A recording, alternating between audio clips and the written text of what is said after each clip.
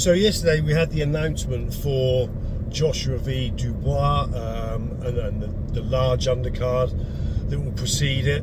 I was having a conversation with Loz D from Loz D Punch Out TV. Shout out Loz. So this is as much Loz's video as it is mine. But we was having a conversation about the kind of two paths of redemption that Anthony Joshua and Daniel Dubois have both been on when they both suffered defeats. Anthony Joshua at the hands of Andy Ruiz the first time, Daniel Dubois to Joe Joyce and Alexander Usyk, and the pair of them both looked like they had crises of confidence. Anthony Joshua for a long while looked tentative, gun shy, didn't look like the confident sort of destroyer that he did, the one that had the absolute war with Dillian White and the destructive sort of war and knockout of Vladimir Klitschko. And Daniel Dubois had looked like a loss of confidence in those two fights. Not so much with Joe Joyce. It was just that I think he had the broken eye socket, but you know, for all intents and purposes, a lot of people will say that he quit. And then the same against Alexander Usyk. Even though he put up a good show, a very respectable performance, in the end he sort of almost turned away and sat down to a stiff jab from Alexander Usyk. So they both looked like they were going through a bit of a crisis where it came to either heart or confidence. Since then, both have now seemed to have found redemption. Daniel Dubois in the fight against Joel Baby Miller came through a bit of a mid-round crisis in a fight that was a really good, entertaining fight. Maybe not sort of war level, but very, very competitive, very tough fight. Both guys landing their shots, both guys taking damage, and Daniel Dubois came through that with flying colours.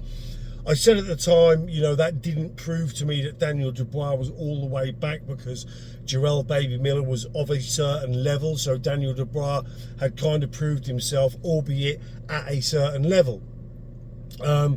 Then he went on to fight Hrgović, most recently, a fight which I tipped Hrgović to win. I've made videos in the past saying I didn't rate Hrgović. I didn't rate him as highly as some rated him. I didn't see the ingredients for me that indicated that he was indeed going to be an elite heavyweight. The reasons why I picked him over Dubois was the fact that he's very, very tough, had a very good chin, and I just thought it was a fight that would maybe get to mid-rounds, and after Dubois had hit Hrgović with his best shots, Hrgović would still be there, and he would be there to kind of break the will of Dubois.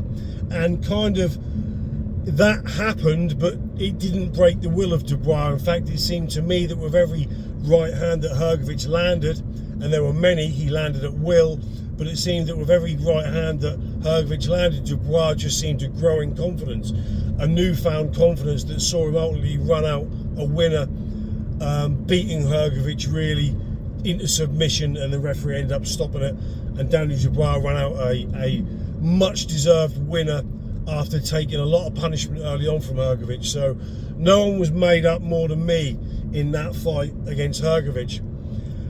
Anthony Joshua, on the other hand, had gone quite a long way since Ruiz won, the beating he took.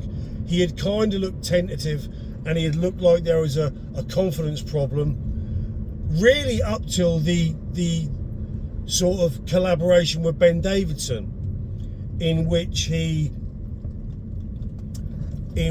beat, excuse me, that's some terrible driving, sir, that is, where he dispatched Francis Ngannou in a couple of rounds and dispatched him easily, and Otto Wallen, which he beat up and stopped easily, beat all the fight out of Otto Wallen. But the discussion myself and Loz was having was the fact that both these guys now seem fixed. They both seem cured of their, Joshua's, you could argue, was confidence, and Daniel Dubois was maybe heart and maybe a bit of belief. And now they both seem fully fixed in that department, and they've gone on kind of sort of parallel journeys of redemption. But if we compare the two journeys and the way in which they've proved themselves, Anthony Joshua's done it in a way that hasn't really seen him tested. He hit Otto Wallen with a body shot about 1 minute 50 into the fight with Wallen in the first round. And although Wallen disguised it really, really well, it kind of, that one shot took all the fight and all the ambition out of Otto Wallen and made the fight relatively easy, really easy for the rest of that fight. Joshua sort of landed at will.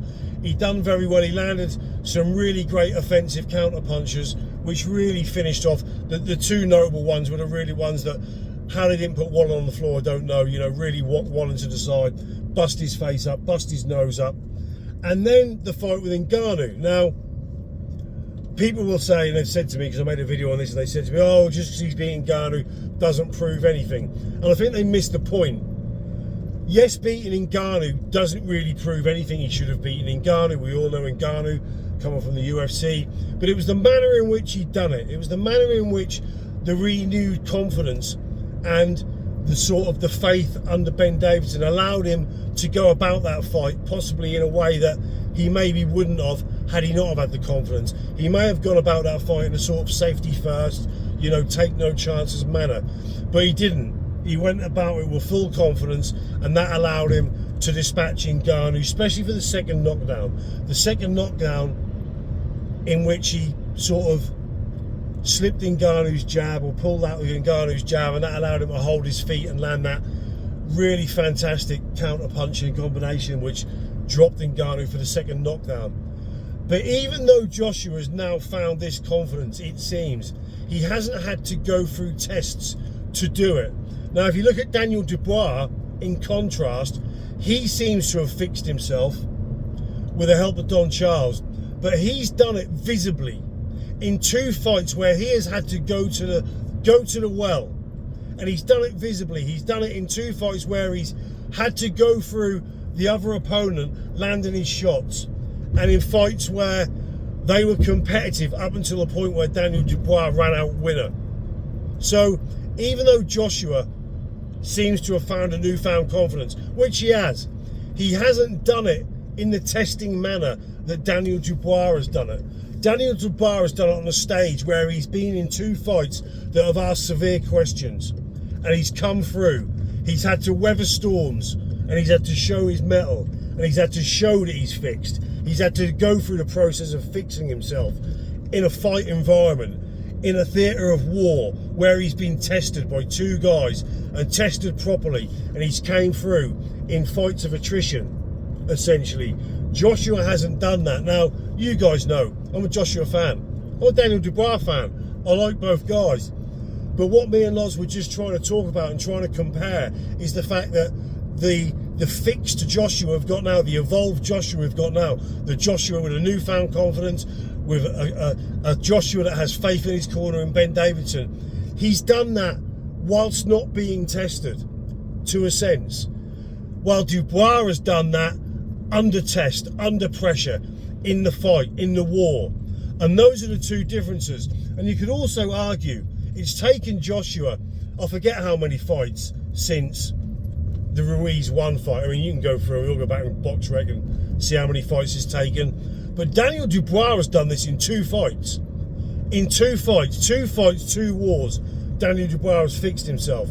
It's took Joshua a lot longer, and it's took Joshua to do it, and he's found his confidence in fights where he hasn't really been tested, in a war scenario, in a gut check scenario. So I'm not going to give a prediction. I'm going to do that nearer to the time. We'll talk about that fight nearer to the time. But a lot of people are kind of writing Daniel Dubois off, and I make Joshua a good favourite, maybe a 60-40. Joshua's the far more experienced. I think he's a more complete fighter, 100%. He's boxed at a lot higher level, even though Dubois has boxed Usyk, so he's kind of fought at the very top level, but Joshua's fought at the top level more often.